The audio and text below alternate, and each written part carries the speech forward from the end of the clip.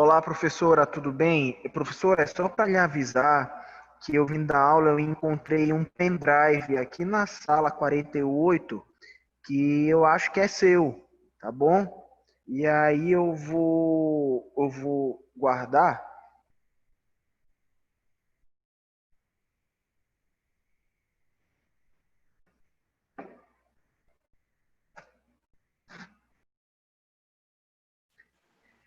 Bom, pessoal, boa noite. Eu vou só fazer um teste aqui, só para a gente saber se está tudo certo, que é o seguinte, a Isabela eu sei que está me vendo e me escutando. Ana Clara, você está conseguindo me escutar?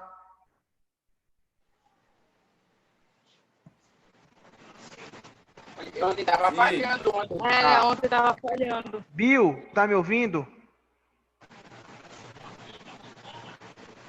Também não tá. Camila, tá me Sim, ouvindo? Tá. Rodrigo, tá me ouvindo? sim, tô te ouvindo. Luciene Rodrigues, tudo certo?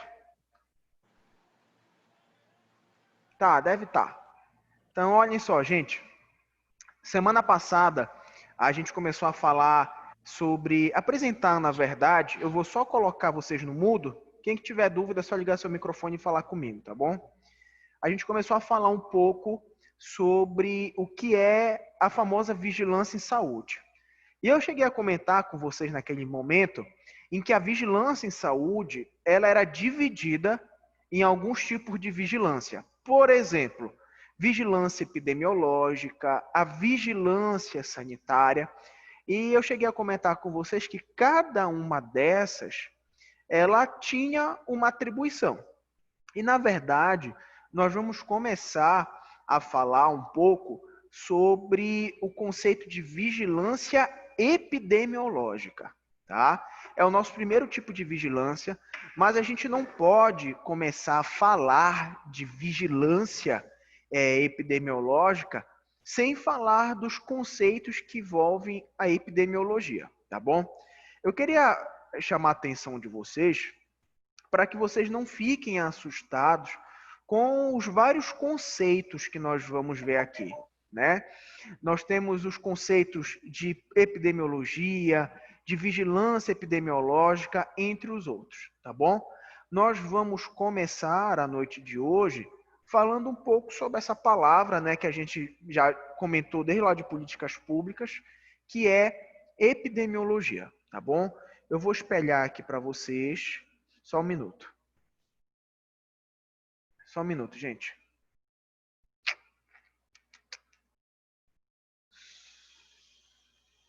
Só um minuto.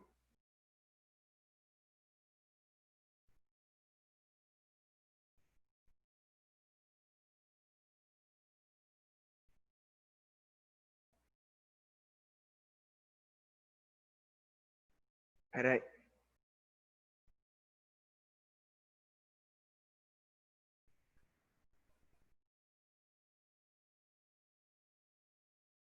Olhem só.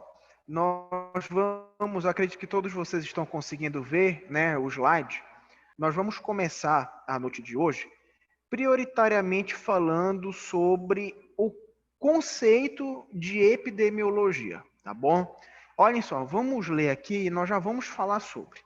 A epidemiologia, ela é o estudo da frequência, da distribuição e dos determinantes dos estados ou eventos relacionados à saúde. Vamos primeiro comentar sobre essas duas primeiras fases. O que ele quer nos dizer quando ele fala sobre frequência, distribuição e determinantes em eventos relacionados à saúde? Ele quer nos falar que a epidemiologia, ela vai querer avaliar uma doença ou algum elemento que leve uma pessoa a adoecer, como essa coisa ocorre e como ela fica distribuída. Vou dar um exemplo para vocês. Aqui no estado do Pará, a dengue não atinge todos os municípios como igual, né? A tuberculose não atinge todos os municípios como igual. Por exemplo, Belém do Pará é a cidade com a maior taxa de incidência de tuberculose em comparação a outros municípios. Uma coisa que é importante para a gente entender dentro da epidemiologia é que ela sempre, preste atenção nisso, ela sempre vai estudar populações humanas. Então, por exemplo, você não vai ver um estudo epidemiológico baseado em animais. Mas professor, mas quando a gente fala da raiva, quando a gente fala da leptospirose, a gente não está falando do rato, a gente não está falando do morcego. Sim, mas não esqueçam que todas essas doenças, o ponto central é o ser humano. Ou o ser humano, ele acaba sendo uma passagem desse processo de doença. Então, a gente já aprendeu o quê? Que a epidemiologia sempre vai estudar as comunidades humanas e sempre vai estar preocupado em avaliar a frequência, a distribuição e os determinantes desse fator de doença ou a própria doença, tá? Olhem só, vai fazer isso em específicas populações e aplicação desses estudos no controle dos problemas em saúde. A verdade, pessoal, é que a epidemiologia, ela não está preocupada em estudar apenas grandes grupos populacionais. Ela se preocupa também com os pequenos grupos. Então, por exemplo, professor, pode existir um estudo epidemiológico dentro de uma sala de aula? Claro, pode. Professor, pode existir um estudo epidemiológico dentro de uma casa? Pode. Então, isso nos mostra que ela consegue estudar desde grandes grupos até pequenos grupos, tá bom? Olhem só, o que é essa famosa frequência e distribuição, que são palavras que, se vocês forem trabalhar na epidemiologia, vocês vão escutar isso assim, ó, direto. É o seguinte, a epidemiologia preocupa-se com a frequência e o padrão dos eventos relacionados com o processo de saúde e doença da população. Essa palavra, quando vocês forem para os livros e até lerem alguns artigos, vocês vão ver muitas vezes a palavra processo saúde e doença, tá? O que é o processo saúde e doença? É como o próprio nome já diz. Processo saúde e doença, ele vai ser aquele processo que vai mostrar um indivíduo desde o momento em que ele está saudável até o processo de adoecimento. E a epidemiologia, ela está presente aqui. Por exemplo, a epidemiologia vai ver o que é que acontece com aquele cara que está saudável e ele entra em contato com alguém, se contamina e pega coronavírus. Então, esse percurso todo de adoecimento, né, que a gente chama muitas vezes de etiopatogenia, de patogenia, isso tudo a epidemiologia ela estuda, ou seja, ela quer avaliar esse processo. Frequência e distribuição, elas são respectivamente o quê? Qual é a frequência com que, vamos dar um exemplo aqui, qual é a frequência com que vocês assistem aula online? Aí vai ter gente que vai falar que, professor, eu assisto de segunda a sexta-feira. Ah, tá ok. Aí vai ter gente que vai falar, professor, eu só assisto 2 vezes por semana. Ou seja, a gente está avaliando a frequência, né? Uns 2 vezes, outros 3 vezes, outros 4 vezes. E como é essa distribuição? O exemplo disso é, por exemplo, professor, de 3 aulas que eu assisto, as 3 são da professora Silvia. Ou seja, a distribuição é direto para a Silvia. Então, frequência é a quantidade e a distribuição é como essa quantidade ela está organizada. Por favor, não esqueçam disso, tá bom? Outra palavra que a gente tem aqui que está sublinhado é o que nós chamamos de determinantes. Como o próprio nome diz, gente, só uma pergunta, vocês estão me escutando? Porque está aparecendo aqui para mim que a internet está com problema. Vocês estão conseguindo me ouvir? Tá normal, tá normal. Normal? Tá normal, professor. Ficha. Tá, obrigado. E aí, gente, quando a gente escuta falar em determinante, a gente pensa logo, pô, determinante é aquilo que vai determinar a ocorrência de algo ou de algum elemento. E na saúde, logicamente, que é a mesma coisa. Vamos ler o conceito aqui. Determinante. Uma das questões centrais da epidemiologia é a busca da causa e dos fatores que influenciam a ocorrência dos eventos relacionados ao processo de saúde e doença. Então, por exemplo, quando a gente encontra uma criança que mora em um bairro um pouco mais periférico, por exemplo, e vamos dar um exemplo aqui, ele tem uma possibilidade de ter parasitose intestinal. Quais são os determinantes que podem levar ele a ter uma parasitose intestinal? São, por exemplo, o ato de andar descalço, o ato de não lavar as mãos antes de comer, o ato de brincar em canais que estão contaminados. Ou seja, os determinantes são todos os fatores presentes dentro da sociedade. Só, gente, que o negócio é o seguinte. A epidemiologia, ela é um estudo basicamente lá de 1800 e pouco. Ou seja, ele é muito antigo, tá? E mesmo ele sendo uma ciência bem avançada, ela ainda não descobriu tudo. Logicamente, não sabe tudo. Então, por exemplo, se hoje a gente fosse refletir aqui, por exemplo, o que é um determinante para a pessoa ter câncer de pulmão? Vocês já sabem a resposta disso. É meio que óbvio, né? Professor, um determinante para que uma pessoa tenha câncer de pulmão é, por exemplo, o uso do tabaco. Perfeito, nós já sabíamos disso. E se eu perguntasse para vocês, falem mais um determinante. Vocês sabem me dar um exemplo de outro determinante para uma pessoa ter câncer de pulmão? Fator genético, professor? Perfeito, fator genético. E agora, para ficar mais difícil, alguém consegue citar mais um determinante para alguém ter câncer de pulmão? Pode ser o meio que a pessoa trabalha, sem EPI, por exemplo, com fuligem, às vezes em umas empresas de madeira, né? Eles cortam madeira e eles não usam a máscara adequadamente. Na verdade, era esse ponto, Rodrigo, que eu queria chegar. Sabe por quê? Porque habitualmente, dentro do processo saúde e doença, nós temos o quê? Algumas doenças que de praxe, né, desde criança, a gente já sabe quais são os determinantes para elas ocorrerem. Mas quem te garante que esses são únicos? Ou quem nos garante que não existe outro que possa ter um poder muito maior do que, por exemplo, o cigarro? A gente não sabe, né? Por exemplo, há pouco tempo atrás, né, as pessoas começaram a mudar a concepção do leite. Do leite. Começaram a se falar que não era mais para estar tomando leite. As pessoas estão tomando leite ao longo de gerações aí porque diz que faz bem para a saúde. E agora o leite não tem mais isso? Será que o leite pode estar causando uma antecipação de intolerância à lactose? Nós não sabemos.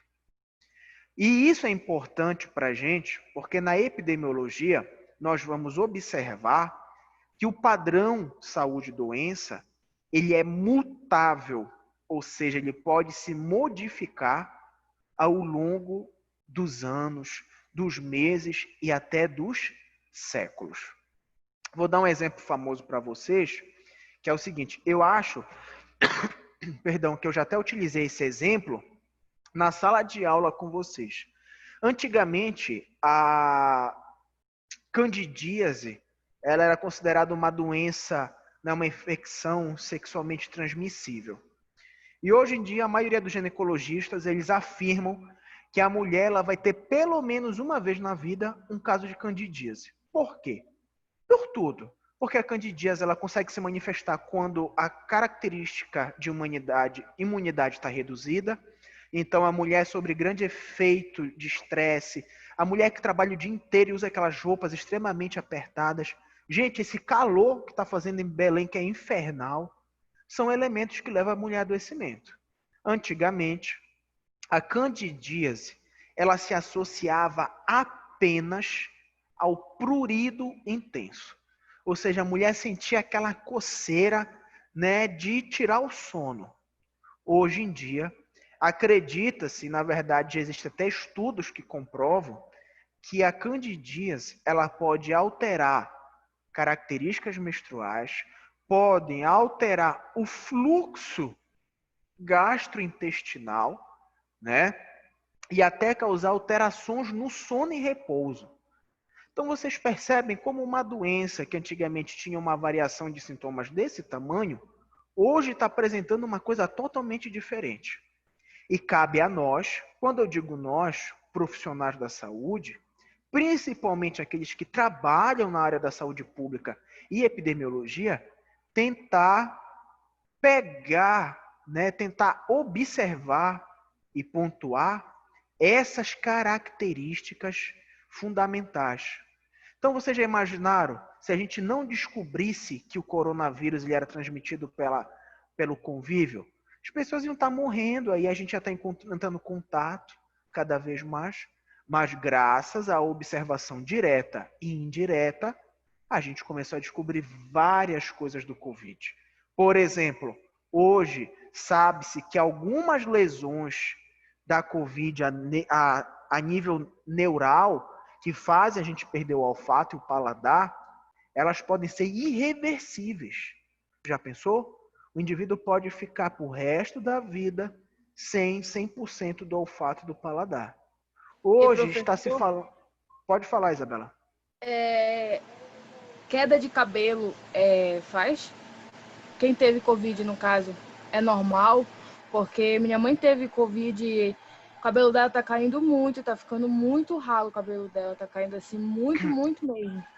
Pois é, Isabela, isso aí é curioso, por quê? Porque assim, como eu digo para vocês, nós ainda não sabemos de tudo que envolve a Covid. Ao contrário, nós estamos descobrindo um pouco mais a cada dia. Tanto que agora é muita criança que está tendo uma manifestação aí da Covid, é gente que está perdendo o olfato para sempre, são pessoas que tiveram lesão pulmonar, tem gente que teve acidente vascular periférico. Então, por exemplo, a perda de cabelo, ela pode sim estar associada à doença. A gente só não tem ainda, talvez, estudos que possam provar, né, e comprovar essa teoria. Mas olha, eu vou dar um exemplo para vocês, já que a Isabela falou sobre isso. E é assim, gente, na mulher existem 3 características fundamentais que fazem ela perder cabelo. A primeira é a gestação. Mulher grávida, às vezes, tem perda de cabelo, tá? A segunda é fator hormonal, tá? Alguma relação hormonal envolvendo a testosterona do corpo da mulher. E outra é o estresse. O estresse faz o cabelo tanto do homem quanto da mulher cair e cair rapidamente. Tá bom, Isabela? Alguma outra pergunta? Não, professor, obrigado. Nada. Vamos passar aqui nosso slide. Bom, e aí, agora que a gente compreendeu um pouco mais, ou na verdade um pouco melhor, o conceito de epidemiologia, nós vamos ver agora o que é que um enfermeiro epidemiologista, assim como o farmacêutico epidemiologista, o médico epidemiologista, eles fazem. Eu queria também pontuar aqui, gente, uma coisa importante, que é o seguinte: eu sempre encontro muitos alunos, durante as aulas, que confundem o profissional infectologista com o profissional epidemiologista. Não é a mesma coisa, tá? Eu não sei se vocês lembram, mas, por exemplo, aquele assessor na época do governo Bolsonaro, assim que começou o Covid, que era da época do Mandetta ainda, ele era um de óculos, cabelo branco penteado para trás, ele era enfermeiro, né? Não sei se vocês lembram disso. E ele era um enfermeiro epidemiologista. O cara estava à frente de tudo, né? E a gente já teve um novo ministro depois que ele era médico infectologista. O epidemiologista, ele é aquele profissional que vai lidar com todas essas características que agora nós vamos falar. A primeira delas é a investigação do agravo na população, tá? Quando a gente fala em investigar o agravo na população, a gente vai encontrar coisas muito óbvias às vezes, né? Então, por exemplo, às vezes tu chega ali na comunidade, tu vê lá o pessoal usa um poço, aquele poço é todo sujo, né? Todo mundo bebe água de lá. Aí toda vez tem alguém com diarreia, problema de vômito. Basicamente, você já tem uma teoria para aquele problema. Deve estar relacionado com a água. E provavelmente vai ser isso. Mas quando a gente fala em investigação, a gente não está falando de uma coisa óbvia. A gente está falando de algo que a gente precisa encarar com muito cuidado, né?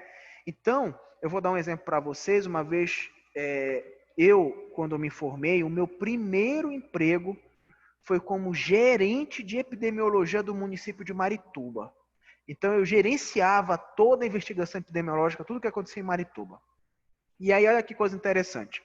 A gente ia, às vezes, fazer visita na casa do indivíduo, e aí eu me lembro que uma vez eu cheguei na casa de um senhor, e a gente pede logo para ver o poço, né? Inclusive, a gente é orientado até não tomar água na casa da população, porque a gente não sabe da qualidade, né? Tá bom. E aí, a gente chegou, eu e a equipe, lá na casa do senhor, e lá atrás tinha um poço. E aí eu pedi para ele me mostrar um poço, era um poço grande, todo bonito, bem cuidado. Aí eu falei, senhor, seu poço daí é tranquilo, né? Não tá dando alguma sujeira por dentro? Ele, não, senhor, a água desse poço é muito boa. Eu falei, muito boa? Ela é. As galinhas daqui de casa, exato, poço cartesiano. Poço cartesiano mesmo. E aí o que é que acontece? O pessoal, as galinhas aqui de casa, elas tomam até banho aí no poço. Aí, pô, a gente fica surpreso, né? Porque, claro, que uma água que a gente bebe, a gente não quer que os animais estejam lá dentro. Então, vocês percebem que seria muito prático eu chegar lá na porta do senhor, bater na porta e perguntar, seu fulano, seu poço, como é que tá? Ah, tá uma maravilha. Ele tá limpinho. E quando você chega e vai, por exemplo, observar a situação, a gente vê que não é nada daquilo que fala. É por isso que investigação não é apenas boca a boca. Investigação é o ato de você ir até o local e avaliar se realmente é aquilo que nos falam ou aquilo que retratam. Tá? Não esqueçam disso. Outra característica é frequência e distribuição da doença. Gente, isso é muito curioso porque a gente pensa da seguinte forma. Vamos imaginar aqui um grupo de 50 mulheres, tá? Dessas 50 mulheres, 25 estão com infecção urinária. Tudo bem, a mulher ao longo da vida ela vai às vezes apresentar infecção urinária, mas todas as mulheres que têm infecção urinária estão entre 25 e 35 anos. O que é que explica isso? A gente não sabe, né? Então, por exemplo, não adianta a gente simplesmente dar remédio para elas tratarem, antibiótico, se a gente não consegue entender por que só esse grupo específico de idade está tendo infecção urinária. Será que é porque essa idade, a idade mais sexualmente ativa, e essas mulheres não estão tendo cuidado, por exemplo, com a higiene ou os próprios parceiros? A gente não sabe. Cabe a nós procurar o quê? Entender, procurar investigar para poder entender esse ocorrido, né? Porque o que é que acontece hoje, gente, não só em Belém, mas na maioria das cidades, das capitais no Brasil. O paciente vai na unidade básica, vai fazer uma consulta, fala, o que é, senhor? Não, eu estou aqui com uma coceira. Olha, não, o senhor está com um sinal de inflamação. Vou lhe dar um anti-inflamatório, o passe vai melhorar. Beleza. Aí ele volta na outra semana, olha, tá melhor. Que bom, graças a Deus. Daqui a um mês ele tá com coceira de novo. Então a gente não pode pensar em tratar, o cara vai e volta. Tratar, o cara vai e volta. Não. A gente precisa ter o ar investigativo para poder sanar esse problema como um todo, tá bom? Outra coisa importante é o que nós chamamos de informações e dados. Gente, existem várias formas da gente coletar dados hoje na sociedade. Vou dar um exemplo para vocês, que é o que está na mídia. Não sei se vocês chegaram a ver no jornal que a UEPA, né, pegou uns alunos e eles foram para a rua fazer o quê? Um estudo epidemiológico fazendo testagem da Covid em vários municípios de Belém. O que é que esse pessoal vai trazer para a gente? Dados, né? Vão trazer informações. Agora, uma coisa que é importante a gente saber é que o dado, por si só, ele não é quase nada. O dado, por si só, ele se transforma numa informação.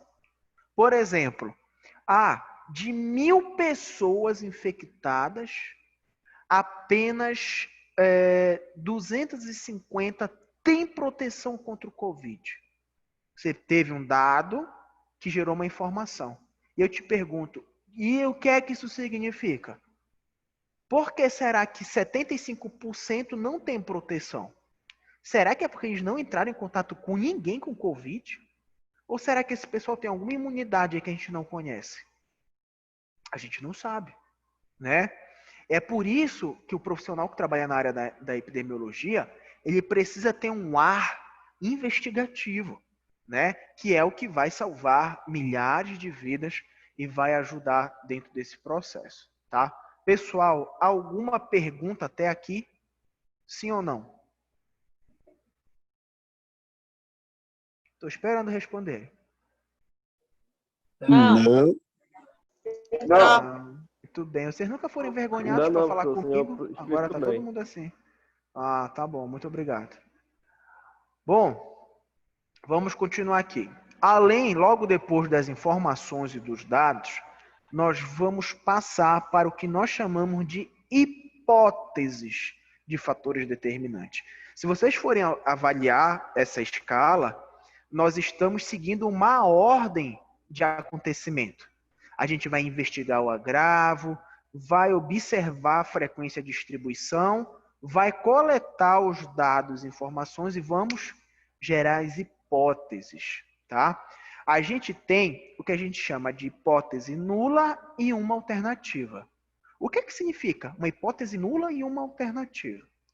A gente tem um fator que para a gente acha que é determinante, mas ao mesmo tempo que esse fator ele é determinante, ele pode não ter nada a ver com o problema. Então eu vou dar um exemplo para vocês.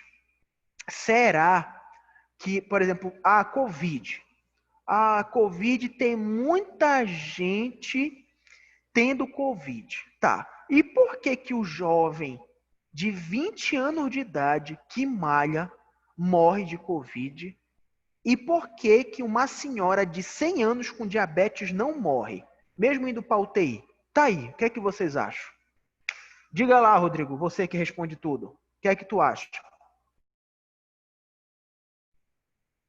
Professor, pode ter algum outro motivo, algum fator determinante. Por exemplo, mas tu não tem nenhuma hipótese para isso aí? Professor, acredito que sim. Teria que investigar todo o caso.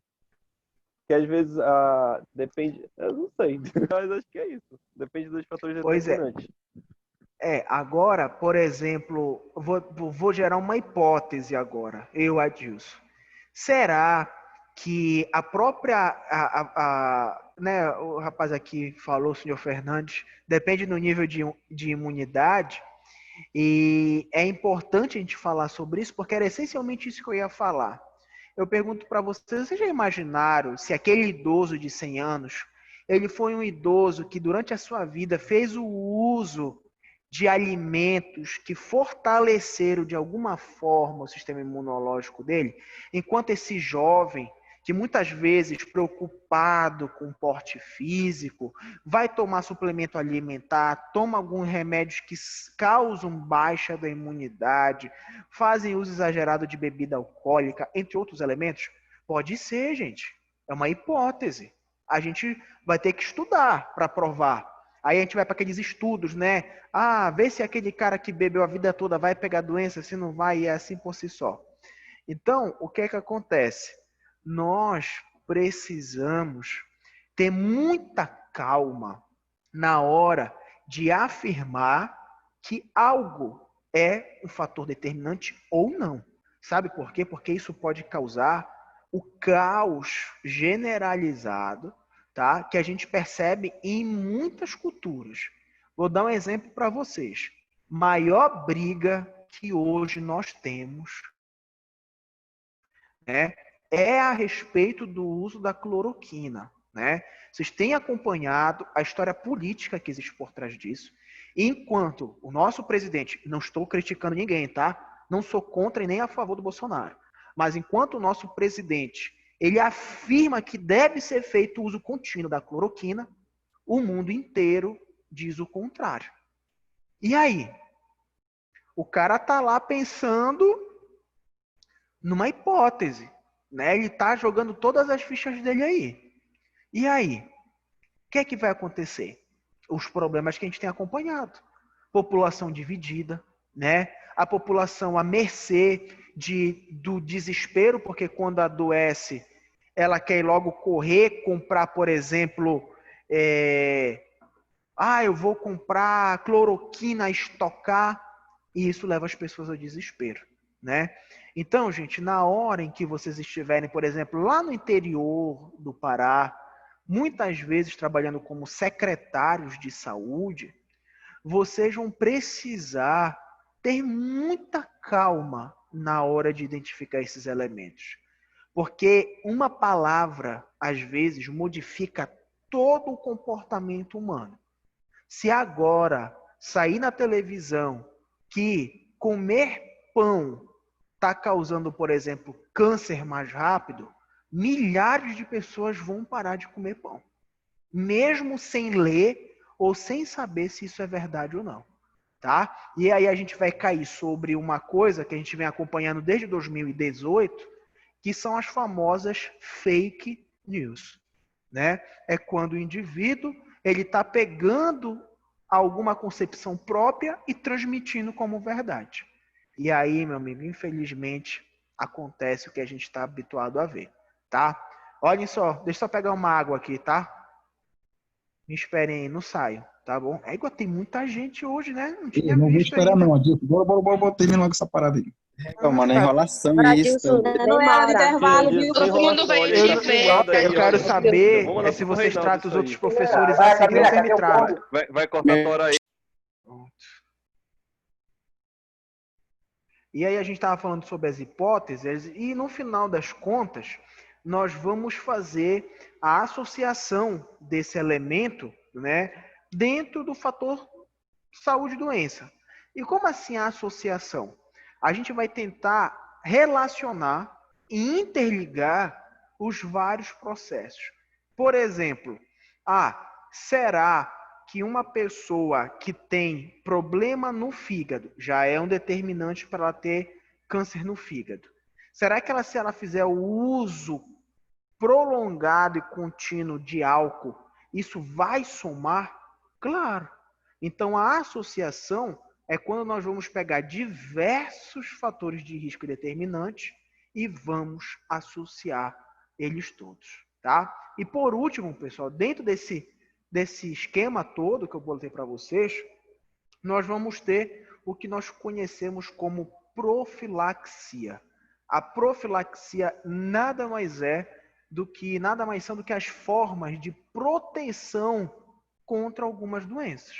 Por exemplo, contra a dengue, evitar acúmulo de água em pneus.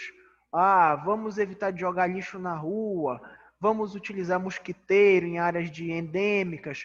Tudo bem. Para a Covid, vamos lavar a mão com água e sabão, usar álcool em gel. Né? Provavelmente vem outras por aí, né? Outras modalidades. Mas isso aqui é só um exemplo, pessoal, do que vocês vão trabalhar para quem quiser ir para a área da epidemiologia, tá bom? Só por nível de curiosidade, eu vou contar para vocês como a epidemiologia ela surgiu dentro desse conceito. A epidemiologia é antiga, mas dentro do conceito que a gente sabe de epidemiologia, ela surgiu através de um investigador chamado de John Snow. Ele era da Inglaterra, né? E naquela época, ele observou que a cidade onde ele morava, uma parte da cidade morria, né? Muitas pessoas morriam com frequência de doenças intestinais, gastrointestinais, diarreia, vômito, enquanto a outra metade da cidade praticamente não acontecia isso. Isso para ele era muito curioso. porque ele pensava assim, cara, o que está acontecendo? Porque só um pedaço da cidade as pessoas estão tendo isso. E aí ele foi investigar, né? E ele acabou descobrindo, né, que a água que eles consumiam, ela estava, né, contaminada pela entamoeba, né, estolítica, que causa algumas doenças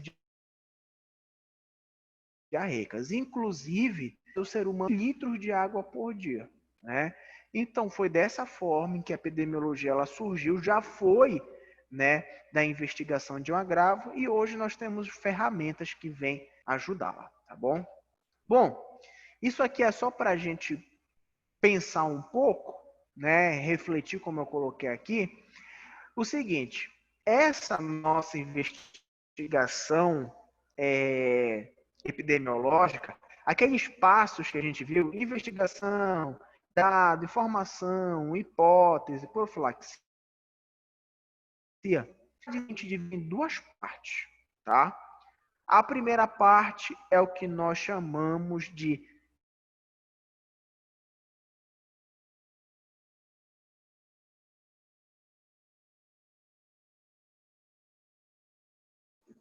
por exemplo, Adilson parou. Cortou o teu áudio mesmo. E cortou qual parte? Cortou Tudo? teu áudio, Adilson, não dá pra Travou escutar. tudo. Então eu vou voltar desde o início, vou voltar o slide lá desde o início. Tudo. Tá, então olhem Tá. só. Beleza. Aqui, nessa parte para refletir, é só para mostrar para vocês que aquele esquema todo que a gente falou, hipóteses, profilaxia, dados e informações, podem ser divididos em duas formas. Uma é conhecida como forma descritiva e a outra como forma analítica. O que é que cada uma significa? A parte descritiva, ela é tudo que é de caracterização. O que é caracterização? Tudo que é observacional. Por exemplo, aqui nessa sala tem 50 pessoas, 25 homens, 25 mulheres, 4 homens estão doentes, 6 mulheres estão doentes, a maioria dos homens acima dos 50 anos, a maioria das mulheres acima dos 30 anos. Isso é descrever. Quando a gente fala na parte analítica, é quando a gente vai parar e pensar o que isso significa. É quando nós vamos criar as hipóteses e testá-las para ver se aquilo realmente é real. Tá bom? Escutaram agora? Sim. Sim. Perfeito. Então vamos continuar aqui. Bom, olha só. Isso aqui é um termo muito utilizado na área da saúde, inclusive aquele nosso ex-ministro Tais, né, que depois saiu do governo Bolsonaro, ele usou essa expressão em uma entrevista que ele deu sobre o Covid. É uma expressão muito bacana que ela vai até nos alertar muito sobre os problemas de saúde que nós temos hoje em dia. É sobre a ponta do iceberg. Olhem só. Refere-se a uma característica desses dados, ou seja, tanto morbidade quanto a mortalidade, especialmente a última, representam apenas uma parcela da população, a que morre ou a que chega ao serviço de saúde e tem seu diagnóstico feito e registrado corretamente. Te pergunto uma coisa. Todos os casos que nós temos de Covid hoje registrados são porque as pessoas morreram de Covid, ou foram internadas de Covid, ou passaram mal e fizeram a testagem de Covid. Quantas pessoas por aí tiveram Covid e nunca foram no médico ou no hospital? Milhares de pessoas. Então a teoria, né, da ponta do iceberg, ela quer nos dizer que quando a gente olha aquele grupo populacional que está sofrendo de alguma doença qualquer, como por exemplo a Covid-19, o grupo de infectados e de pessoas afetadas sempre, escutem o que eu estou falando, sempre é maior do que o grupo observado. Então, professor, hoje, por exemplo, em Belém, a gente notifica 500 casos de dengue por mês. É só isso? Não. Nós vamos ter muito mais doentes do que os dados que nós conseguimos coletar, tá? Infelizmente, gente, nós ainda moramos em um país chamado de país continental. E ainda moramos em um estado onde as distâncias populacionais, principalmente as populações ribeirinhas, esse processo da distância dificulta o processamento e coleta de dados. E aí, toda vez que a gente tem um número X, vocês podem ter certeza que é X elevado a algum número, o que faz daquele problema muito maior. Tá bom? Olha, aqui a gente tem uma imagem que mostra perfeitamente como ocorre esse processo da ponta do iceberg, né? Se vocês olharem essa parte mais escura, cinza, está escrito casos conhecidos. E logo embaixo, nesse cinza um pouco mais claro, nós temos o quê? Casos assintomáticos, casos sintomáticos, ou seja, aqueles que têm sintomas, mas não procuram o serviço de saúde, casos que procuram o serviço de saúde, mas não são diagnosticados, casos diagnosticados, mas que não são registrados nem informados. Vamos prestar atenção nessa última frase que nós temos aqui. Casos diagnosticados, mas não registrados ou informados. Aqui no estado do Pará... Oi, alguém quer falar alguma coisa? Acho que não, né? Aqui no estado do Pará, como no Brasil, existe o SINAM. O SINAM, ele é o serviço, né, de identificação de doenças compulsórias. Essa palavra compulsória significa obrigatória. Ou seja, existem doenças que no Brasil hoje em dia obrigatoriamente nós temos que registrar. Eu já até comentei isso com vocês lá em políticas públicas de saúde.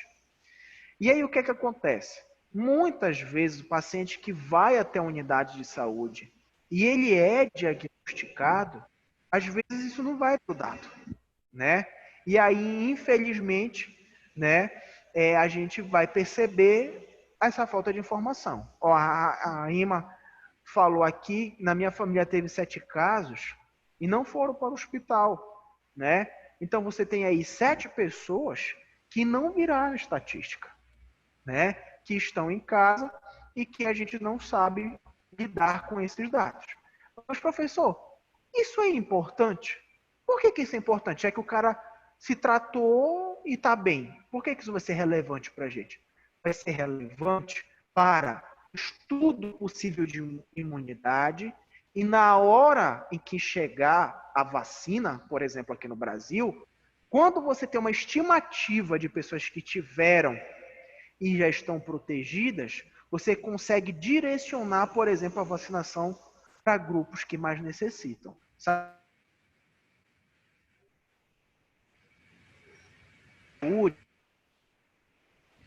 Travou de novo. Oi, gente, tá travando. Tá travando. Parou tudo. Tá me ouvindo? Alô, tá me ouvindo? Não. Agora. Tô ouvindo, mas tá travado a tela. É. Tá, peraí. Eu vou parar de coisar aqui, porque a gente não vai precisar. Vocês estão me ouvindo agora? Sim. Sim. Sim? Tá bom. Vocês ouviram até onde? Vocês ouviram a parte do Covid, que eu estava falando para vocês, da vacina e tudo mais? Sim. Até a Não, eu não. Eu vou repetir essa parte. Melhor. E aí eu estava falando para vocês que às vezes as pessoas perguntam, mas professor, no caso desses familiares da nossa colega, 7 pessoas que não foram, né? Por exemplo, para o hospital. A gente perdeu esse dado, mas já que eles se curaram, isso é importante para a gente? Por quê? Com certeza. Pois é. E aí, gente, o porquê disso se baseia em vários fatores. O primeiro, eu vou dizer uma coisa para vocês. Que quando o Brasil tiver a vacina em mãos, ele já vai ter uma noção de pessoas que já tiveram imunidade adquirida ou não contra a Covid. E os dados são importantes porque uma hora dessa, o cara lá no Ministério da Saúde, ele pega o papel dos dados e percebe que a maioria das pessoas que morreram estão entre 60 anos ou mais e menores de 10 anos de idade. O que significa dizer?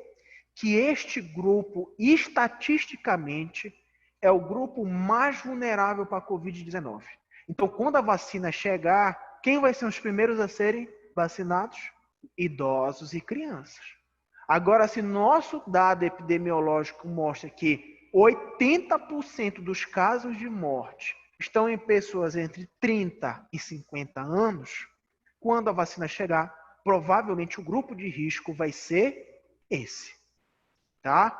Então, não pensem vocês que, mas são só 7. São só 7 no caso da nossa amiga. Mas quantos por aí, né, deixaram de virar dados, de se tornarem um critério estatístico e se perderam, tá? Então, pessoal, é assim, nós estamos habituados, muitas vezes de verdade, a desvalorizar, né? Eu digo nós, enfermeiros, profissionais que estão na porta de entrada das unidades de saúde, estão habituados a desvalorizar os casos que ocorrem para a gente, as doenças que apresentam. E muitas vezes o profissional da enfermagem, já que ele é aquele que mais notifica a doença hoje no Brasil, ele deixa de lado esse serviço. Ele fala, não, olha, o cara está com tuberculose, mas a ficha de notificação dele eu vou preencher só semana que vem. Hoje não está, estou cansado. Semana que vem ele esquece. E nunca é notificado. Professor, o senhor pode dar um outro exemplo da importância disso? Sim. Por exemplo, você está aqui na unidade de saúde, a Amanda está lá na unidade de saúde B, o Alan está lá na unidade de saúde C, e o Bill está lá na unidade de saúde D. Todo mês, cada unidade dessa tem um número de pessoas com tuberculose. Perfeito. Vamos imaginar que lá na unidade A, esse mês tiveram 250 pessoas notificadas. Perfeito. Na B, 250, na C, 250 e na D, 250. Somando tudo, é 1.000. Tá bom. O governo federal, ele pega este dado gerado pelo estado do Pará e vê assim, bom, o estado do Pará registrou agora no mês de agosto 1.000 pessoas com tuberculose. Tá. Então, o que é que eu vou fazer? Eu vou mandar 1.000 kits de polioquimioterápico para eles tratarem esse paciente. Pô, legal, estou mandando medicação para todo mundo.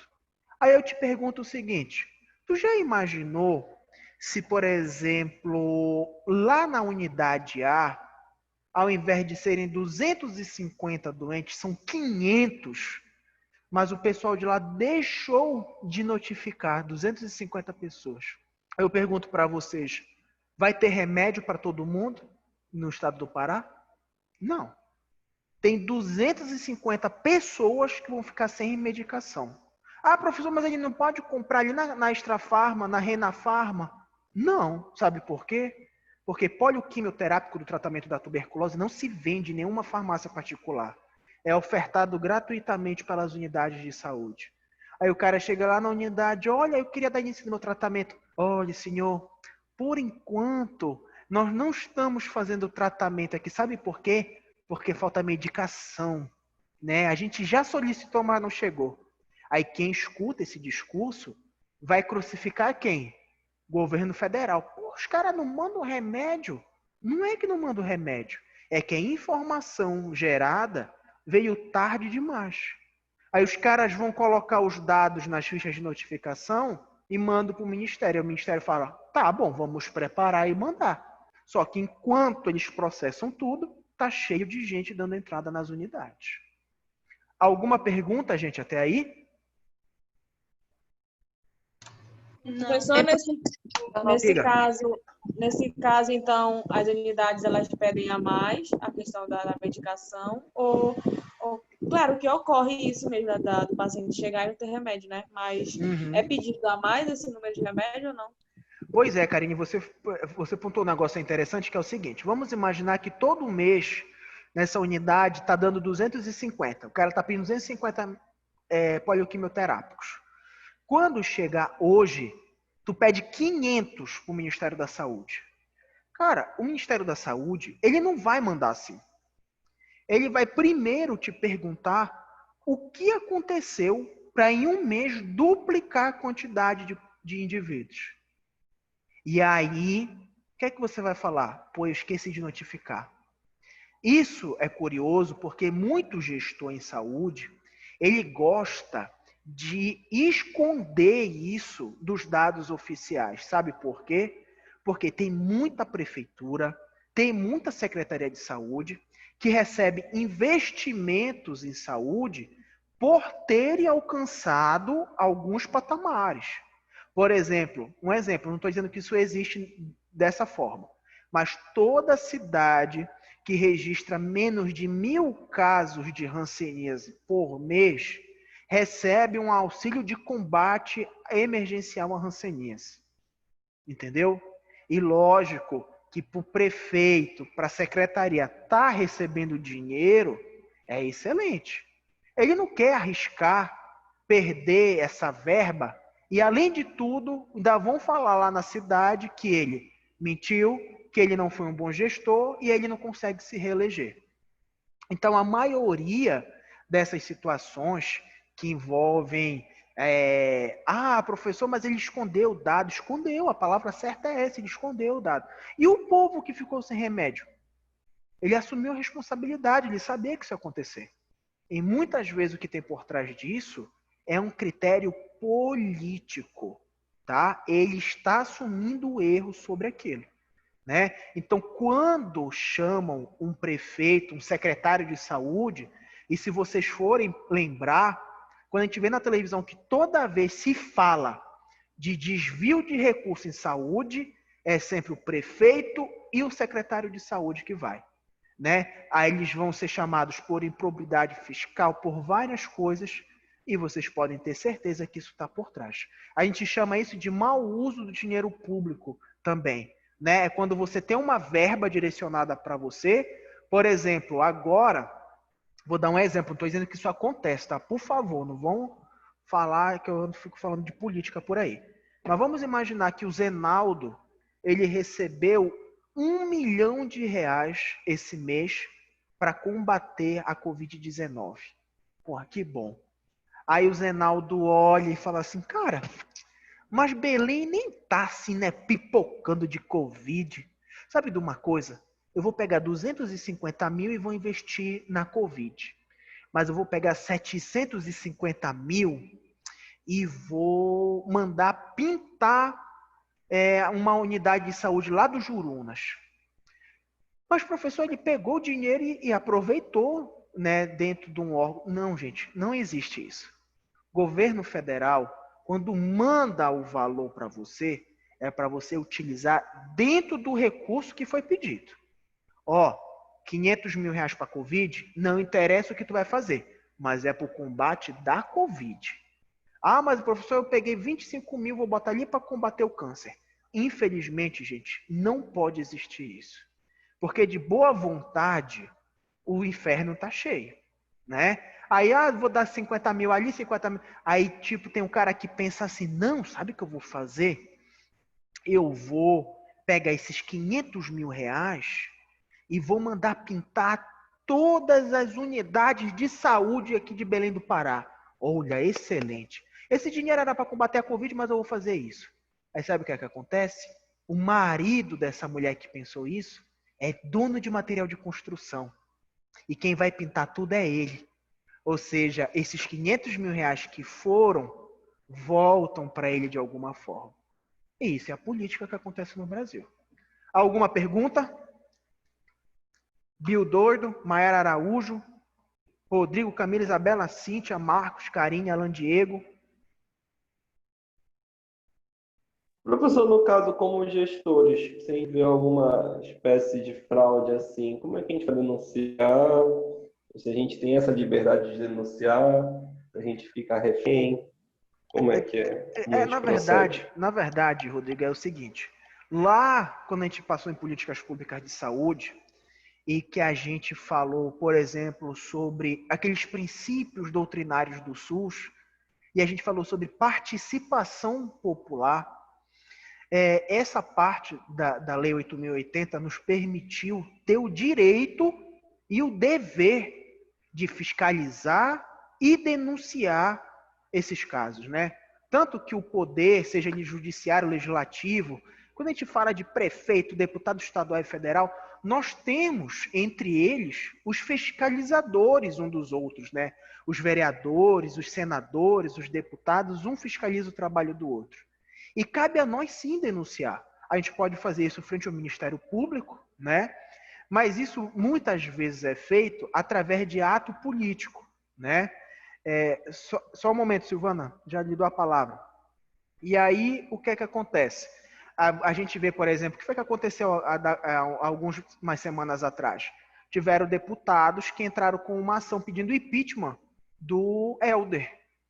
Por quê? Porque teve na propriedade de recurso financeiro, que aí pegaram aquele secretário de saúde daqui, que acharam 750 mil reais no isopor do cara. E aí? Da onde é esse dinheiro? As denúncias são feitas dessa forma, mas nada impede você, como pessoa física, de denunciar. Mas para denunciar alguém, principalmente um político, você precisa ter provas muito bem concretas para fazer isso. Tá bom? Diga, Silvana, você queria falar alguma coisa? Levantou a mão aí? Eu bati sem querer aqui no negócio. Meu Tava Deus. tentando E fechar. agora, tá vendo só? Égua. Não, Bati, brincadeira, Silvana, fique à vontade. Tá certo. Bati sem querer. Tá. Então, gente, é o seguinte, isso para a gente entender, a gente saiu agora de um ponto de investigação da Covid até o ponto dos recursos que vêm e a má distribuição, né, e utilização desse recurso, e isso só nos mostra o quê? Que por mais que muitas vezes a gente tenha aquela concepção de, olha, eu sou honesto, eu não vou mexer com isso, mas o sistema, ele funciona como uma onda gigante, uma tsunami. Por onde ele vai passando, ele vai arrastando todos. E você, querendo ou não, muitas vezes, quando se percebe, está ali inserido. O exemplo que eu dou para vocês é que o meu cargo em Marituba, ele tinha um braço político, né? Então eu tinha que estar ali, eu tinha que estar falando com o prefeito. Não, porque olha, Dilson, tem esse problema aí, o prefeito falava isso para mim. O que é que está acontecendo? Tem muita gente adoecendo disso? Não, mas olha, ainda não fala disso. Porque a gente vai inaugurar uma praça, e se inaugurar o pessoal vai estar vaiando lá, falando disso daí. Vamos deixar para falar depois. Então percebam, né, como o dado ele foi freado, questão política, infelizmente. Alguma pergunta até aí, gente? Sim ou não? Tudo ok? Olha, eu queria... Deixa eu só ver se falta mais algum slide aqui. Tá falhando a ligação. Calma. Seu áudio, Adilson.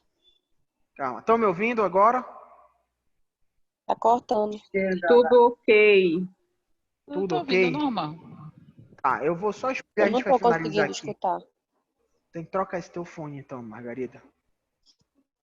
Já melhorou? Olhem só, gente.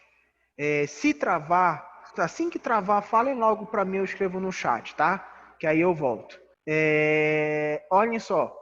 Devido ao seu caráter eminentemente observacional, a lógica da moderna epidemiologia, ela estrutura-se na base de 2 elementos. Um é o que a gente chama de risco e outro é o que a gente chama de fator de risco. Então, olhem só, o risco, tá? Ele é tudo aquilo de grave que a gente pode sofrer, tá? E o fator de risco é a mesma coisa que os determinantes. Por exemplo, o risco que eu tenho de ter câncer de estômago está associado a alguns fatores de risco, como uso de pimenta em grande volume, ingerir alimentos extremamente quentes, genética. Então, eu quis trazer essa palavra para vocês, porque quando vocês forem ver um livro ou algum estudo, sempre a gente escuta falar em determinantes em saúde ou fator de risco. É a mesma coisa. E o risco nada vai ser do que o agravo que está presente dentro do processo saúde-doença. Tá bom? Alguma pergunta? Esse era o nosso último slide. Se ninguém tiver mais nenhuma pergunta, eu vou finalizar com vocês. Alguém quer falar mais alguma coisa? Marcela Tayla, diga. E a Dilson, tu pode, Né? Comendo muito pode na aparência. botar aquele outro slide lá do ponto do iceberg, por favor. Sim. Eu Para eu não terminei voltar de lá? copiar o resto. Tá, só um minuto. Isso, e o último. Não, é só aquele mesmo. Tá, eu vou voltar lá. Isso, tá aqui, ó. Ponta do iceberg. O outro. Esse aqui? Não, o antes desse e antes do Esse? outro. É, esse aqui. Ah, Isso. Obrigada. por nada, querida. Quando você terminar, você me avisa, tá? Não, já terminei, só era pra eu bater um já? print aqui. Pra eu terminar Ah, tá, aqui. perfeito. Não Tá? se preocupe que Obrigada. depois isso aqui vai estar na plataforma, tá? O slide e a aula gravada vai estar na plataforma, tá bom? Gente, se ninguém tiver mais nada para falar, eu vou finalizar. Eu queria agradecer a presença de vocês e eu queria só fazer um breve comentário, que é o seguinte: vocês perceberam hoje que a gente falou de vários pequenos conceitos, né? Não falamos nada de muito complexo, mas falamos de coisas que vão se relacionando ao longo dos slides. Então é importante que vocês tentem manter sempre a frequência de vocês aqui com a gente, porque tudo vai se interligando, tá? Então na aula que vem nós já vamos falar da vigilância epidemiológica por si mesmo, entendeu? Então a gente já vai sair desse conceito mais introdutório e falar de uma coisa bem maior que a vigilância. Tá ok? Então, oi, diga, Érica. O plano de aula já está lá na plataforma? Não, eu esqueci, eu coloquei só o slide, eu acho. Mas eu vou mandar anexado o plano de aula também, tá? E a Dilson, Pode falar, Silvana. e tu gravou essa aula aí? Claro, E a tá outra gravado. também? A outra também, a outra Ah. já tá na plataforma. Essa aqui tá gravando, assim que acabar também já vai pra plataforma. Tá bom. Que eu já saí tarde do hospital, eu peguei só na metade. Não se preocupe, tá gravado desde o início. Tá bom. Simone, Baltazar, alguma pergunta? Não, já Não, nenhuma. tá ótimo. Tá com saudade, né? De todos vocês. Pô, essa pandemia não deixa ninguém se ver, né? Mas tá bom. Verdade.